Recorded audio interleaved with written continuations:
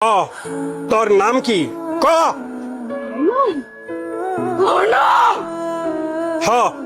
তোর নাম কি ক? কই থেকে আইসস? তেঁতুল গাছ থেকে আইসস? ক তুই পেতনি নাকি জিন? কথা কবি না, দেখ তোরে আমি কি করি।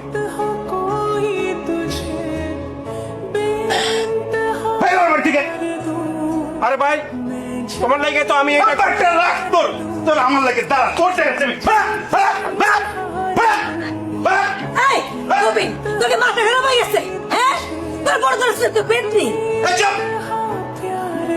মাথা আমার খারাপ হয় নাই, আমার বউরে আমি দেখবো না। কি হলো? তোর কি হয়েছে? চলো তো ঘরে, চলো তো। কবির তোর মনে জোর দিনে দশটা আল্লাহ জানে। আমি তাইলে আজ আপনার সব সত্য কথা কইতেছি। সত্যি কথা? কি সত্যি কথা? আমি কোনোদিনও ভাবিনি এত কিছু করার পরও কোনো পুরুষ তার ঘরে আমার স্থান দিবে, কিন্তু আপনি দিচ্ছেন।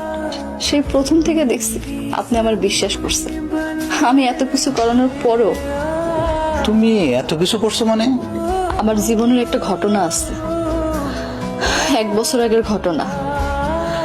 আমি এক দোকানে গেছিলাম কাপড় কিনতে।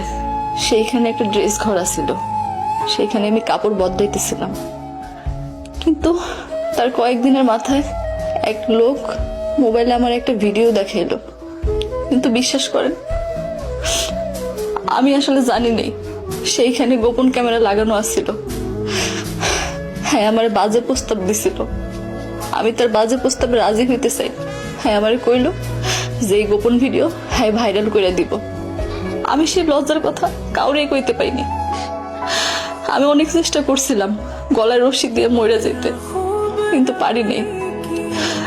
তার কয়েকদিনের মাথায় শুনলাম সেই পোলা বিদেশ চলে গেছে। এরপর থেকে সেই পোলা আমার আর জ্বালাই নেই। কিন্তু কিন্তু কিন্তু কি? বিয়ের 2 দিন পর সেই পোলা দেশে ফিরে আসছে। সে আমার ফোনে থ্রেট দিল সে নাকি আমার বিয়ে করতে চায়। কিন্তু আমি তারে কইলাম আমার তো বিয়ে হয়ে গেছে, আমি তারে বিয়ে করবো কেমনে? সে আমারে কইলো আমি যদি তার এই কথা না শুনি তাহলে সে আমার এই ভিডিও ভাইরাল করে দিব। আমি কইছি যে আমার তো বিয়ে হয়ে গেছে, আমি আপনার বিয়ে করবো কেমনে? কিন্তু সে আমারে তখন পেতনি সাজনের বুদ্ধি দেয়। আর সে দূর থেকে যা কয় আমি তাই করি। আমি পেতনি জানলে আপনি আমারে তালাক দিবেন, আর তখন সে আমারে বিয়ে করবে। তার মানে তুমি এতদিন যা করছো সবই